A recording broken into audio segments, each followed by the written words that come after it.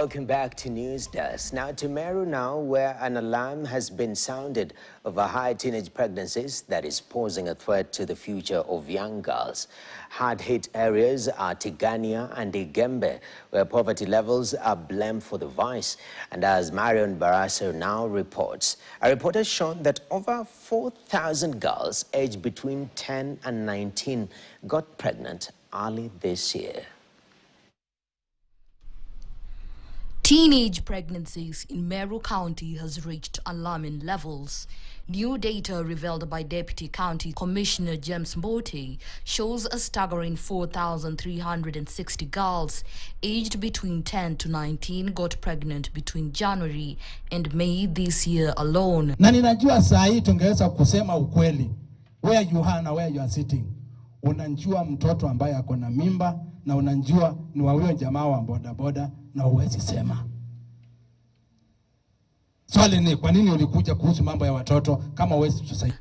According to the founder of Sonso Kenya and a former community health coordinator for Meru, Stanley Gitari, the surge in the number of teenage pregnancies in Tigania and Igembe is a result of poverty. He explains that lack of basic necessities leaves young girls vulnerable, often making them easy targets for early sexual relationships that lead to pregnancies. When these girls get period, they have no money to buy pads, and sometimes the schools are not providing these sanitary pads.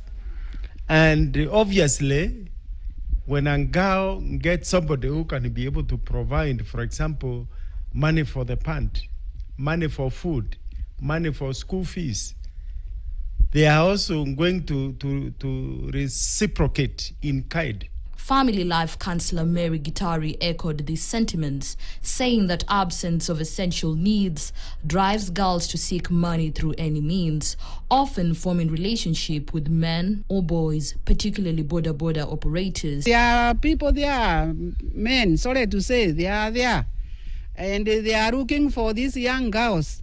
And then there's disadvantage to these girls, and there's even abuse. You have heard there's rape, there's sexual abuse, and these girls get teenage pregnancy. A call has been made for stakeholders to ensure that these teenage mothers go back to school to break the cycle of poverty. Wewe mtoto anakuja kukuambia kitu, dadi, mama, mimi nani amenifanya hivi? Kitu waza unapiga mtoto kofi. Mtoto hana makosa. When the child comes to you to say something, please, amekuja kukwambia nimefanywa kitendo. Please, wewe kama mzazi, kama ndugu, hata ndugu mkubwa, auntie, uncle, hata jirani, please take it upon you. Marion Barasa, KTN. Leaders